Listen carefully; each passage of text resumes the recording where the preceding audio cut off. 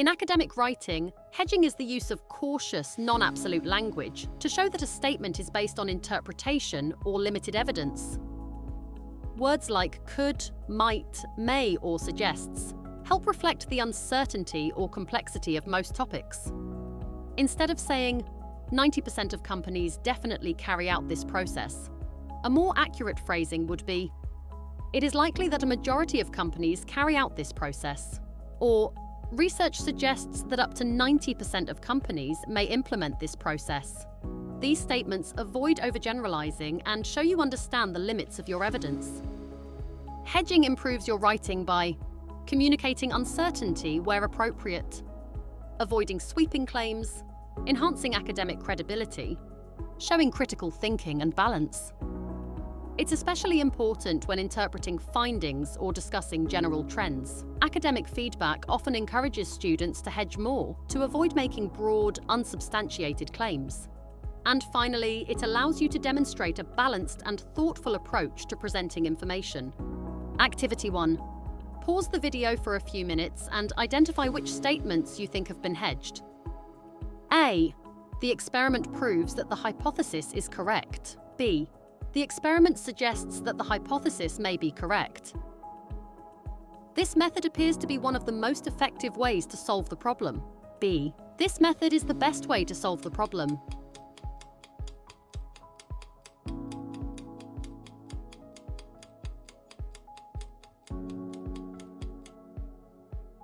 The answers are B and A. To use hedging in your assignments, use conditional words such as may, might, could, would, and should to incorporate the concept of possibility rather than certainty.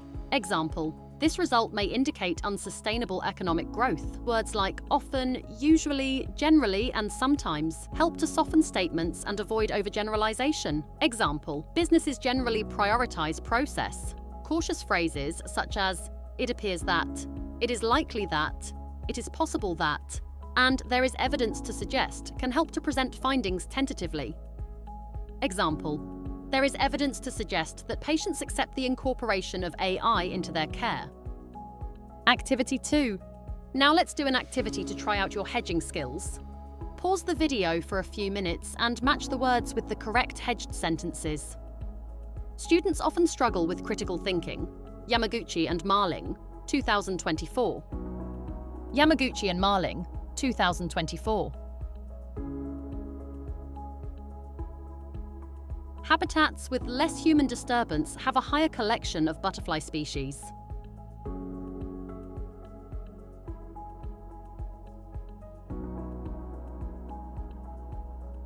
Teaching materials don't need to be in English.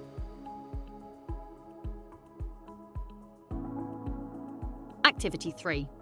Let's try a quick activity to understand when to hedge in academic writing. You'll see two situations and a conclusion for them. Your task is to decide how confident you should be about making the conclusion statement and how factual they are. Use a scale from 1 to 5. 1 means not very confident, 5 means very confident. You'll have 10 seconds to think. Example 1. Situation. You asked 3 students how they study. They all said they study at night. Conclusion. Most students will study at night time. Are you confident about this conclusion?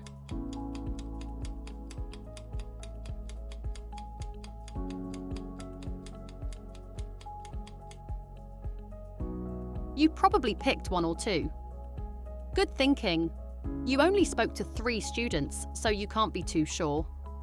In writing, you'd need to hedge, like saying, some students may prefer studying at night.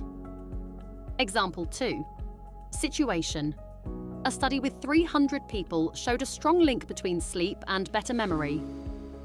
Conclusion. Sleep improves memory. Are you confident about this conclusion?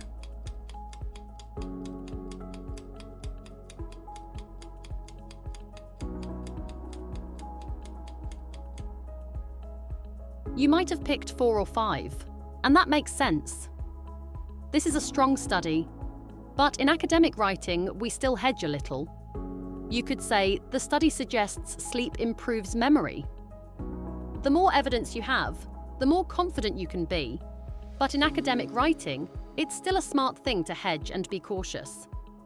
It shows you're thinking carefully and not overstating your claims. Final tips.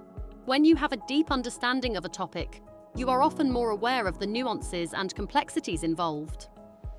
Always show your awareness of counter-arguments or alternative interpretations. Check out the Google resources and YouTube videos for further examples of cautious phrases and when to incorporate these into your work.